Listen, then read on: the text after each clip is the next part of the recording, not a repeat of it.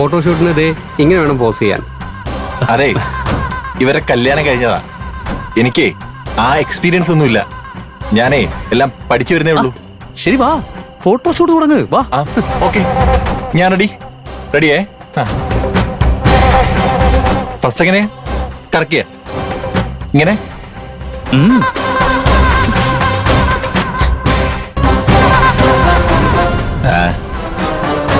ഇങ്ങനെ അല്ലേ? Okay. Second ഇങ്ങനെ വയറിൽ പിടിച്ചിട്ട് ഇങ്ങനെ അല്ലേ?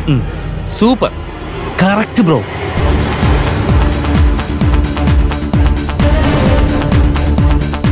തേർഡ് ഇങ്ങനെ അല്ലേ? ഇങ്ങനെ പോയിട്ട് നെറ്റിയില് ഇങ്ങനല്ലേ? ഓ ഞാൻ നോക്കോളാം.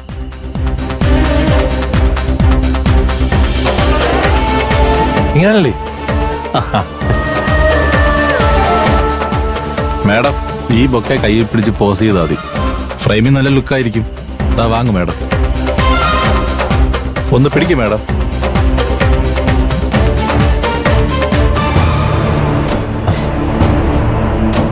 അരവിന്ദേട്ടാ, സ്റ്റാർട്ട്. ഓക്കെ മാഡം, ഒന്ന് ചിരിക്കി. സ്മൈൽ.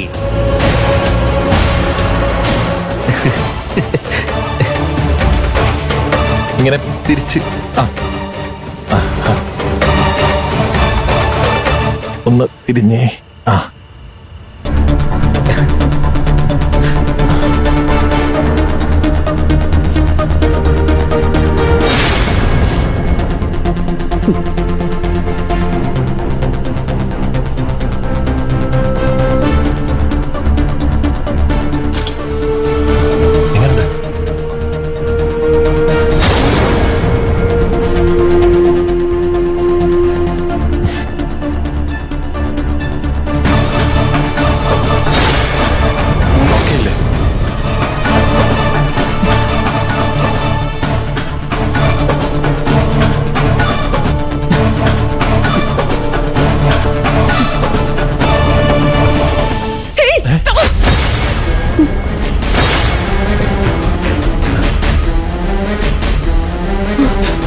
ഫോട്ടോഷൂട്ട് വേണ്ട, ഒന്നും വേണ്ട. എനിക്കിതൊന്നും ഇഷ്ടമല്ല. സ്റ്റുപ്പിഡ്.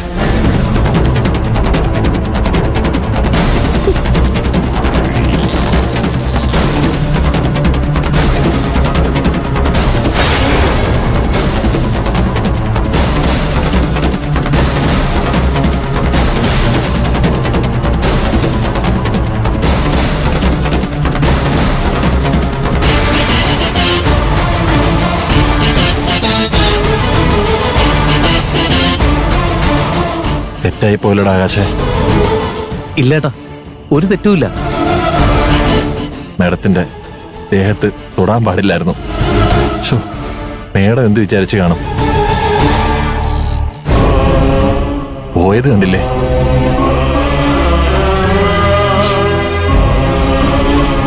എന്നാലും ഞാൻ ചെയ്തത് തെറ്റാണ്. നീ പറഞ്ഞപ്പോ ഞാൻ നിന്നോട് ഞാൻ പറഞ്ഞതല്ലേ ഇതൊന്നും വേണ്ടാന്ന്.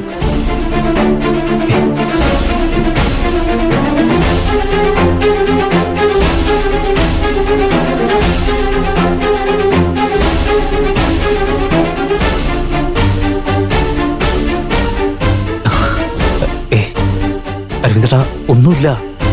ഏട്ടൻ വിഷമിക്കല്ലേ? ആദ്യമായോണ്ടല്ലേ, അതുകൊണ്ടാ. എന്നാലും അതല്ല, ഞാനിങ്ങനെ പിടിച്ചപ്പോ മോശമായി പോയി.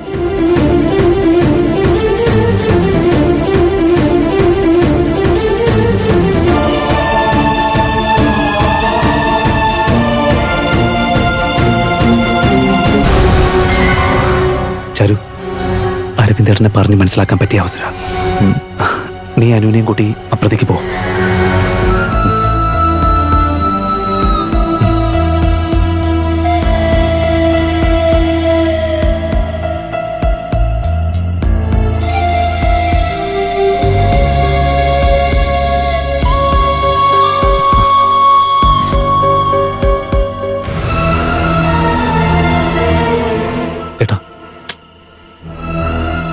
മോശമായി പോയടാ.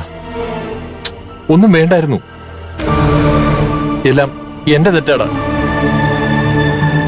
ഇപ്പൊ അരവിന്ദേട്ടൻ കണ്ടില്ലേ, അതാ സത്യം. ശ്രേയയുടെ യഥാർത്ഥ സ്വഭാവം ഇങ്ങനെയാ.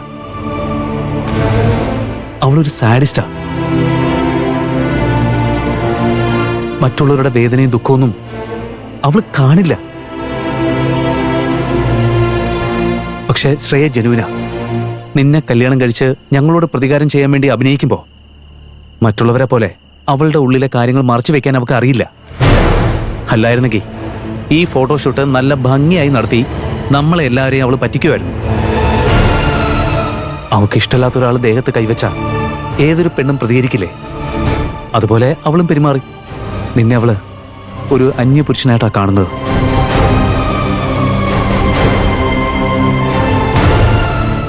ഇനിയെങ്കിലും അരവിന്ദേട്ടനൊന്ന് മനസ്സിലാക്കണം. അവൾ ഈ കല്യാണം കഴിക്കുന്നത് ഞങ്ങളോടുള്ള വാശിയും വൈരാഗ്യവും കാരണോ? അതിലില്ലാതാവാൻ പോകുന്നത് നിന്റെ ജീവിതം കൂടിയാ.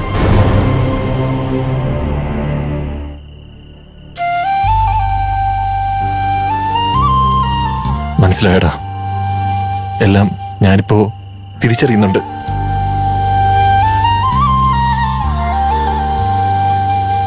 അവളോട് സംസാരിച്ചപ്പോഴോ അടുത്തപ്പോഴോ ഒരു സംശയം തോന്നിയില്ല.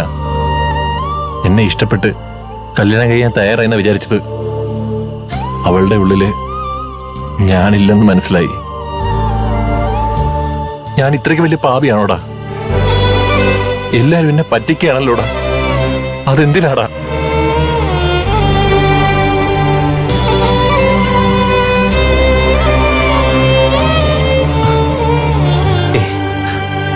അങ്ങനെയൊന്നുമില്ല അരവിന്ദേട്ടാ. ഞാൻ അവളെ വിശ്വസിച്ചിരുന്നു. പക്ഷേ മേഡം ഇങ്ങനെ ചെയ്യുമെന്ന് വിചാരിച്ചില്ല. ഞാനിനി ജീവിച്ചിരിക്കുന്ന എന്തിനാടാ? ചാവുന്നതാ നല്ലത്. ഏയ്,